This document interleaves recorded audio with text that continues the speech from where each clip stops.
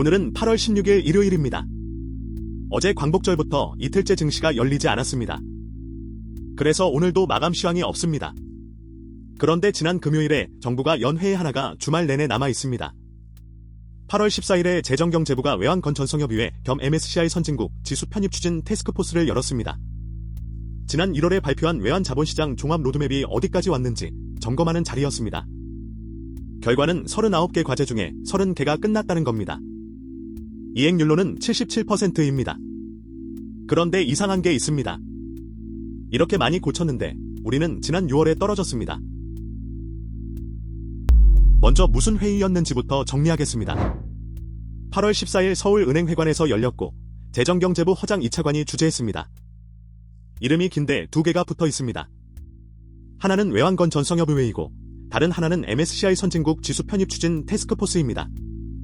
이 둘을 한자리에서 여는 게 핵심입니다. 우리가 선진국 지수에 못 들어간 이유가 주식시장 문제가 아니라 외환시장 문제이기 때문입니다.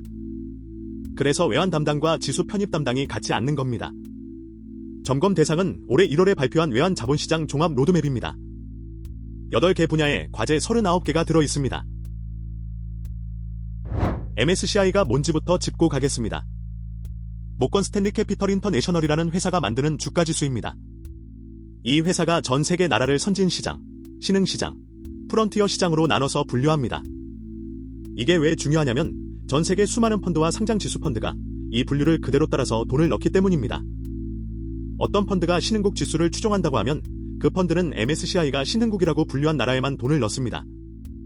한국은 지금 신흥시장으로 분류돼 있습니다.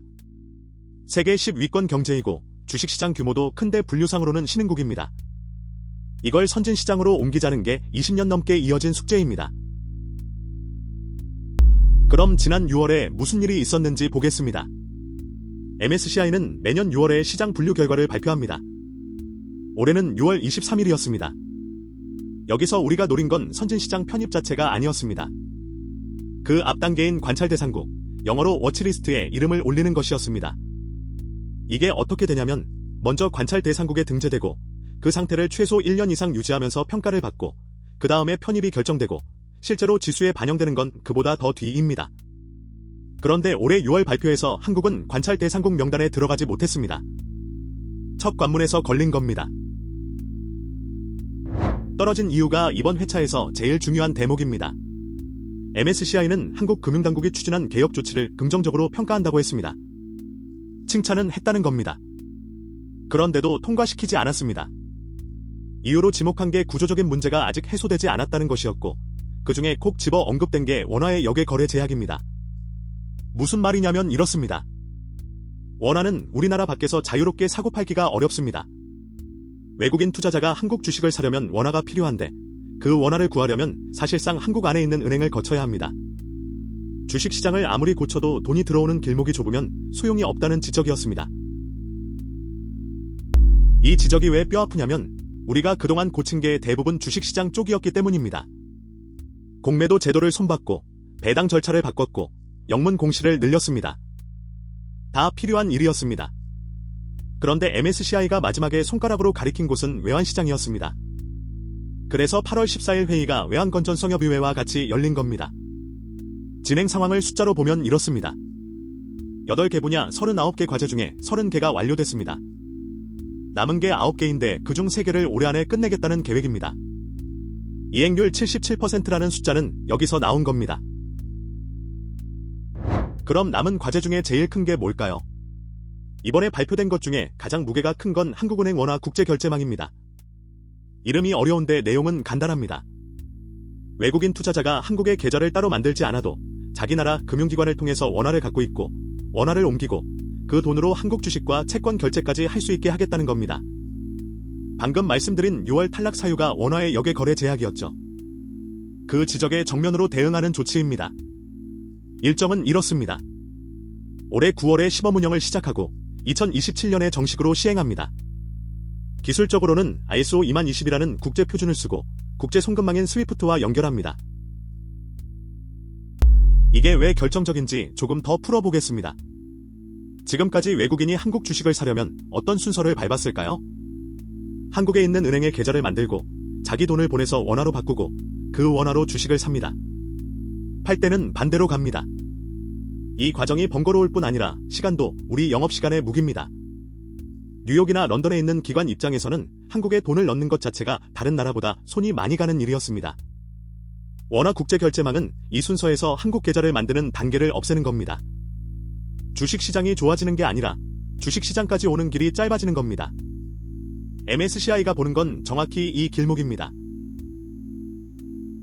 이미 바뀐 것도 있습니다. 외환시장 개장 시간입니다. 원래 우리 외환시장은 오후 3시 30분에 문을 닫았습니다. 이게 2024년 7월 1일부터 다음 날 새벽 2시까지로 늘어났습니다. 1997년에 자유변동 환율제로 바꾼 뒤 27년 만에 구조 변경이었습니다. 왜 새벽 2시냐면 런던 시장 마감 시간에 맞춘 겁니다. 유럽 기관이 자기네 근무 시간에 원화를 사고 팔 수 있게 하려는 것이었습니다. 같이 바뀐 게 하나 더 있습니다. 해외에 있는 외국 금융기관도 RFI, 그러니까 해외외 국환원 무디급 기관 자격을 받으면 우리 외환시장에 직접 참여할 수 있게 됐습니다. 예전에는 국내 은행을 반드시 끼고 와야 했습니다. 그래서 효과가 있었느냐? 이번 회의에서 보고된 숫자가 있습니다. 개장 시간을 늘린 뒤 은행 간 현물환 거래량이 하루 평균 173억 9천만 달러에서 191억 4천만 달러로 늘었습니다. 증가율로는 10.1%입니다. 여기서 오해하면 안 되는 게 있습니다. 거래량이 늘었다는 건 원화를 사고 파는 게 쉬워졌다는 뜻이지 환율이 좋아졌다는 뜻이 아닙니다. 시장이 깊어지면 큰돈이 들어오고 나갈 때 가격이 덜 튑니다. MSCI가 요구하는 것도 바로 이 부분입니다. 외국인이 팔고 나가려 할 때 원화를 제값에 바꿔서 나갈 수 있느냐, 이걸 보는 겁니다. 9월과 10월에 바뀌는 것도 몇 개 더 있습니다. 첫째, 이달 안에 FX 가이드라인이 나옵니다. 전자 외환거래 이야기인데 밤에 사람이 앉아있지 않아도 거래가 처리되게 하는 게 목적입니다. 지금은 야간 거래를 받으려면 상주 인력을 둬야 해서 은행들이 부담스러워했습니다. 둘째, 9월부터 결제 촉진 대금을 주식이나 채권으로도 낼 수 있게 됩니다. 셋째, 10월부터는 결제일 당일의 장내시장 증권도 담보로 인정합니다. 넷째, 심야 거래를 늘리려고 시간대별 가중치를 둡니다. 밤 10시부터 새벽 6시 사이 거래에는 3배 가중치를 줍니다. 하나하나는 작아 보이지만 방향은 같습니다. 밤에도 원화가 돌게 만드는 겁니다. 그럼 결론은 언제 나올까요? 이 부분을 꼭 짚고 싶습니다. 다음 정기 검토는 2027년 6월입니다. 지금부터 10달쯤 뒤입니다. 거기서 관찰 대상국에 등재되면 그때부터 다시 최소 1년 이상 평가를 받습니다. 그 뒤에 편입이 결정되고 실제로 지수에 반영되기까지 또 시간이 걸립니다. 관측대로 흘러가도 실제 편입은 2029년쯤으로 보는 시각이 많습니다. 정리하면 이렇습니다. 이번 발표는 3년짜리 일정표의 첫 페이지가 채워졌다는 소식입니다. 이번 주에 계좌에서 뭘 해야 한다는 소식이 아닙니다. 이 구분을 놓치면 뉴스를 잘못 쓰게 됩니다. 그래도 편입되면 돈이 얼마나 들어오는지는 궁금하실 겁니다. 추정치가 나와 있는데 미리 말씀드릴 게 있습니다. 기관마다 편차가 아주 큽니다. 자본시장연구원 보고서는 순유입 규모를 50억 달러에서 360억 달러 사이로 폭넓게 봤습니다. 골드만삭스는 2022년 2월 보고서에서 440억 달러가 들어올 거라고 했습니다. NH투자증권은 관찰 대상국에 지정되기만 해도 미리 292억 달러 정도가 들어올 수 있다고 봤습니다. 최저치와 최고치가 8배 넘게 차이 납니다. 저는 이 중에 어느 하나를 정답이라고 말씀드리지 않겠습니다. 이 정도로 갈린다는 건 아무도 정확히는 모른다는 뜻입니다. 그리고 반대편 이야기를 반드시 같이 해야 합니다. MSCI 편입은 무조건 호재로만 소개되는데 그렇지 않습니다. 지금 한국은 신흥국 지수 안에서 20%가 넘는 비중을 차지하고 있습니다. 신흥국에 투자하겠다는 돈이 들어오면 그중 5분의 1 이상이 한국으로 옵니다. 큰 연못에 큰 물고기입니다. 그런데 선진국 지수로 옮겨가면 어떻게 될까요? 선진국 지수에는 미국과 일본과 유럽이 다 들어 있습니다. 거기서 한국 비중은 4% 안팎으로 내려갑니다. 큰 연못의 작은 물고기가 되는 겁니다. 그래서 편입이 확정되는 시점에는 신흥국 지수를 따라다니던 돈에서 유출이 나옵니다. 유입만 있는 게 아니라 갈아타는 과정이 있는 겁니다. 그럼 편입은 좋은 겁니까? 나쁜 겁니까? 여기에 참고할 만한 자료가 있습니다. 먼저 선진국 지수로 옮겨간 이스라엘과 그리스 사례를 분석한 연구입니다. 결과가 흥미롭습니다. 편입 뒤에 나타난 뚜렷한 변화는 주가가 크게 올랐다는 게 아니라 외국인 자금이 들어오고 나가는 변동성과 주가의 변동성이 줄었다는 것이었습니다. 이게 제가 이번 회차에서 가장 전해드리고 싶은 부분입니다. 선진국 지수 편입의 본질은 주가를 올리는 게 아니라 흔들림을 줄이는 쪽에 가깝습니다. 우리 시장이 외국인이 한번 팔면 크게 흔들린다는 소리를 오래 들어왔죠. 그 체질을 바꾸는 작업입니다. 대박이 아니라 체질 개선입니다. 그럼 개인은 무엇을 하면 될까요? 세 가지를 말씀드리겠습니다. 첫째, 이 뉴스로 이번 주 매매를 바꾸지 마십시오. 결론이 나오는 건 내년 6월이고 실제 반영은 그보다 훨씬 뒤입니다. 둘째, 언제 답이 나오는지만 달력에 표시해 두십시오. 올해 9월 원화 국제결제망 시범 운영, 그리고 내년 6월 MSCI 시장 분류 발표, 이 두 개입니다.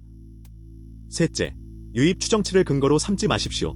방금 보신 것처럼 50억 달러와 440억 달러가 같이 나와 있습니다. 이건 근거가 아니라 의견입니다. 대신 보실 게 있다면 원화 국제결제망 시범 운영이 예정대로 9월에 시작되는지 그것 하나입니다. 계획이 밀리는지 아닌지가 실제 진행을 보여줍니다. 이런 뉴스에서 자주 나오는 실수 세 가지도 말씀드리겠습니다. 첫째, 편입 수혜주를 찾는 겁니다. 지수 편입은 특정 회사가 잘해서 생기는 일이 아니라 시장 전체의 분류가 바뀌는 일입니다. 그리고 앞서 봤듯이 시점이 몇 년 뒤입니다. 몇 년 뒤 재료로 지금 종목을 고르는 건 순서가 뒤집힌 겁니다. 둘째, 유입 추정치를 확정된 금액처럼 읽는 겁니다. 8배 차이가 나는 숫자들입니다. 셋째, 이번에도 안 될 거라고 미리 단정하는 겁니다. 이건 반대 방향의 실수인데 6월에 떨어진 이유가 명확하게 원화 문제로 지목됐고 정부가 정확히 그 지점을 고치고 있습니다. 될지 안 될지는 내년 6월에 확인하면 됩니다. 지금 단정할 일이 아닙니다. 정리하겠습니다. 8월 14일에 정부가 MSCI 선진국 지수 편입 추진 회의를 열었고 로드맵 39개 과제 중 30개가 완료돼 이행률 77%라고 밝혔습니다. 지난 6월 23일 관찰 대상국 등재에 실패했을 때 지목된 이유는 원화의 역외 거래 제약이었습니다. 그래서 이번에 나온 대책이 한국은행 원화 국제결제망입니다. 외국인이 한국에 계좌를 만들지 않고도 원화를 보유하고 결제까지 할 수 있게 하는 것이고 올해 9월 시범 운영, 2027년 정식 시행입니다. 이미 시행된 개장시간 연장으로는 은행 간 현물환 거래량이 10.1% 늘었습니다. 다만 결론은 내년 6월에 납니다. 그리고 편입은 유입만 있는 게 아닙니다. 신흥국 지수에서 20%가 넘던 비중이 선진국 지수에서는 4% 안팎으로 내려가기 때문에 갈아타는 과정에서 유출도 생깁니다. 앞선 사례가 보여준 진짜 효과는 주가 상승이 아니라 변동성 축소였습니다. 오늘 하실 일은 종목을 고르는 게 아니라 9월 시범 운영이 예정대로 시작되는지를 확인 지점으로 잡아두는 것입니다. 오늘 말씀드린 유입 추정치는 기관별 전망이고 확정된 수치가 아닙니다. 특정 종목이나 자산의 매수나 매도를 권유하는 것이 아니고 사실을 전달하는 것이 목적입니다. 투자에는 원금 손실 위험이 있고 제도 일정은 계획이 바뀔 수 있어 변동성이 커질 수 있습니다. 내일 정오 정보편에서는 주택연금을 다루겠습니다. 집을 연금으로 바꾸면 매달 얼마가 나오는지, 그리고 그 대신 무엇을 내놓게 되는지입니다.